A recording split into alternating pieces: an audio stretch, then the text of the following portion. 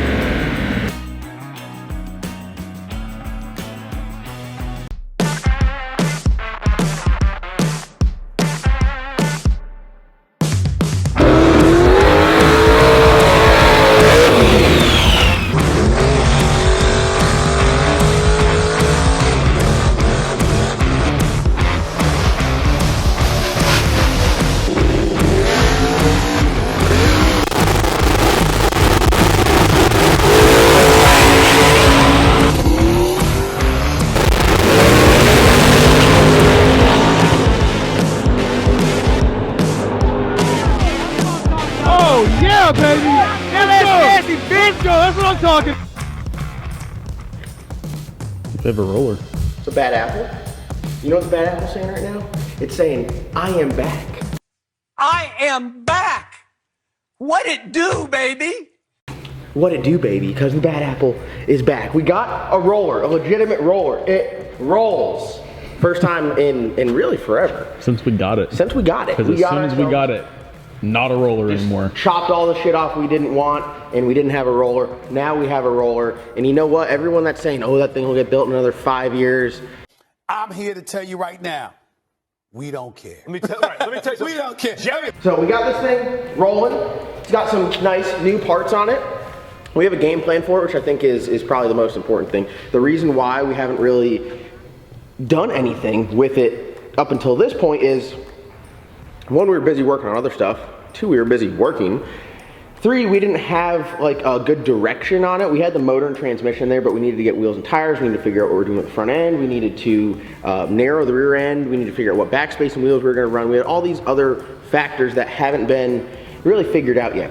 When I got the Glizzard back after its untimely demise, I had a bunch of parts. So I was looking at it and I was like, you know what? Let's throw some parts on here and let's get rock and rolling. So this is what we did. We took the front end off of the Glizzard and put it on here. It had Mentor struts on it before. The Glizzard had Mentor struts, so we just swapped the whole strut, spindle, lower control arm, everything. We are going to end up swapping the K-member. They are identical K-members, but this one has been modified to run these control arms.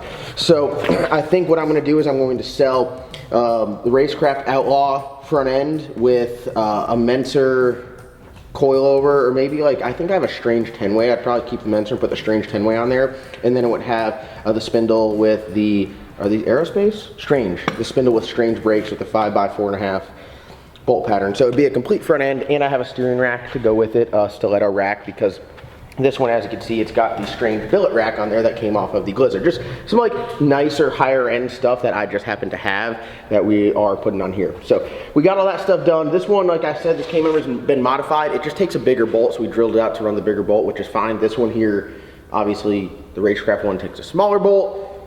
So the brand new Racecraft K-member that's sitting over there, we'll just end up swapping. But the K-members themselves are identical other than the bolt hole size. So for everyone asking, like, I've had like 9,000 people hit me up. They're like, hey, how much for the roller? I'm gonna, give me a second. Give me like 1 second to just kind of like maybe figure some shit out, and then I'll tell you. How about this? How about this? Instead of y'all asking me, why don't you wait till I post it, and then I can answer everyone's questions collectively with one post. That seems kind of smart. Or just throw an offer at you. Or yeah, or just like throw some money at me, and then I could say yes or no. They're like, hey, how much you want? You gonna take that? You gonna take that? And then you get people with no money. They're just like, hey, yeah, I want that roller. And you're like, I'm like, hey, I want a bank truck full of money. Just let me get a handful. Yeah, just yeah. So, all right. Anyways, back to this. Sorry, I've been ranting. So the front end we got situated. One thing I am going to do today is make tie rod ends because we moved the position of the steering rack. This is temporary right now. I need to figure out a good safe solution. I think this will work, but the steering rack's getting pushed back under the oil pan. The whole point of the Outlaw King member is you are able to drop the oil pan without having to remove any suspension components or components of the car. So when you put the steering rack underneath here, you can get the oil pan off. The reason the steering rack is moved back is because the headers are in the way. The headers, if they would just come up higher or come out straight instead of pointing down, they don't, so we just have to work around it. It's not, getting headers redone is a pain in the ass. Headers are very expensive. They just came with the car. This one's a little bit bent from the accident, but I think everything else is good. So we're just rocking and rolling with that. Move the steering rack back. That makes your tie rod ends a little bit shorter, so I'm gonna shorten them up, order new tube ends, new heims, and then I'll make a new one. But just to get it to the next shop, we are going to just modify some just to get it down there, because it's a lot easier to push a car when the wheels are together than when they do this. It's very difficult. It's very frustrating too. So the front end, we got it pretty situated. Let's go to the rear end now. I think those wheels are over there. Okay, so we took the wheels off of Reynolds wrap, our aluminum foil colored SN95, and they fit on here perfect. The back spacing's like I don't know what the back spacing is, but all I know is you can't get this back spacing in a 12-inch wide rim. They just don't make it. It's something with the tire mounts, no one makes it. So we want to run a 12-inch wide rim on this. This is a 10-inch wide rim. The fitment's good, but we want to have a wider rim. The rear end's extremely wide, so we're gonna get the rear end narrowed. So we're gonna take it down to J&J Fabrication, a chassis shop that we have used before, successfully, mind you. This is like one of the only chassis shops that we've actually had success with. Seriously. They did the tube front end and the frame supports on the through floor subframe connectors on the boosted rooster. It was that long ago, but I took it down there, I brought him parts, he did the fab work, I picked it up, and everything was all good to go. So we're taking this back to J&J Fab for some minor fabrication stuff. I don't do chassis work. We can do turbo kits, we can do wiring, we can do plumbing, we can build motors, we can work on the cars. We don't do transmissions, and we don't do like chassis work. Will we at some point? I hope not. But we're gonna get the rear end narrowed. The wheels off the Glizzard are actually going on here, so to answer a lot of questions, everyone's like, hey, can I get the wheels off the Glizzard, this and that? No, you can't, because they're going on here. As you can tell, the front wheel's already on here, the back wheel's gonna be on here. It is a, just in case you guys are wondering, you like the fitment, you want to repeat it, it is a 15 by 12, 4.5-inch backspace, double bead lock RC component. So it'll look really good. I think it's taking 3 inches off each side of this rear end to narrow it. And if anything, we might go in just a hair. We might go in just a hair narrower with it, because if you look over here on this side, the fitment's good, but the front end, don't look at the tire. The tire, we'd have to adjust the camera place. Those are like narrowed control arms to bring the front end in. I really like that look. I don't like looking like a Baja truck. You lose style points for that.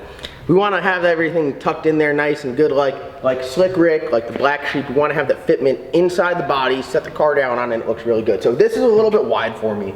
So when we get the rear end narrowed with those new wheels, it should sit in just a little bit more, which is perfect. So that's on the list down there at J&J Fab. The second thing we're going to do is we're going to get a transmission cross member made.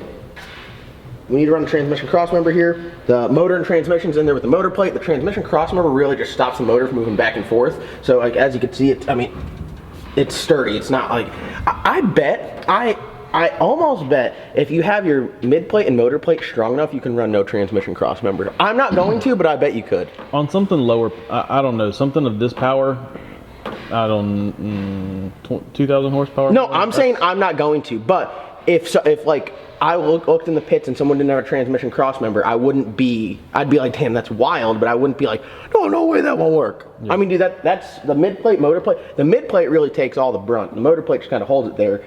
Transmission cross member, we're gonna put one in there. Jamie down in J&J Fab is going to put one in there. We already have measured for drive shaft length. I got some QA1 mod shocks for the rear. We're going to get a Race Tech 4119 seat installed in here. Once the seat's installed, then I will run down there, and if we can go over the steering column, if steering column has to be changed locations, and then it's hang the doors and hang the front end. So that seems like a lot, but chassis wise, it's just all punch list stuff. Narrow the rear end, not bad. Transmission cross member, not bad.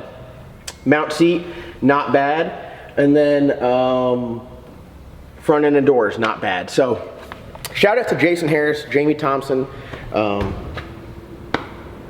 Solid guys, known them for a while.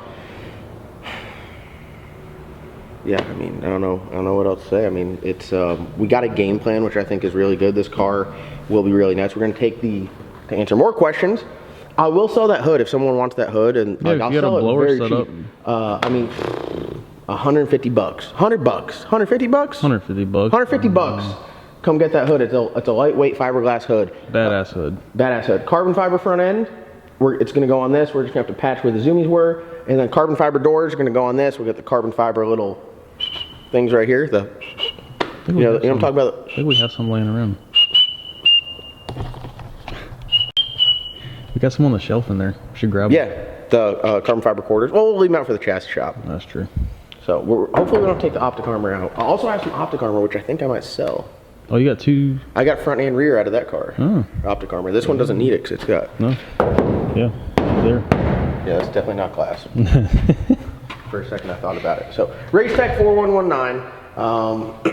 I got to order a Scott Rod's cowl covered. Big Scott Rod's guy. I run their shit in Hank. Hank's got the door panel. Yeah, I'm pretty sure Hank's got some Scott Rod stuff. Yeah. You a Scott Rod's guy? I don't think. I might have like one Scott Rod's thing. Yeah, but this thing is factory firewall, which is really cool. It's got this was like a Scott Rod's piece right here, like this firewall thing. Some other minor things, like it probably could use a little trimming here. I think I did trim some of this. This looks like me, not gonna lie. It had a Liberty in it before, so the fitment on everything was absolute trash. The Liberty's like this wide at the back, but it's like this narrow. It's not my forte. So. But yeah, no, it's nice to get some progress done on this guy, and very excited to get it down to J&J Fab and just start getting some little stuff knocked out. We're gonna get the seat in there, see how the pedals feel.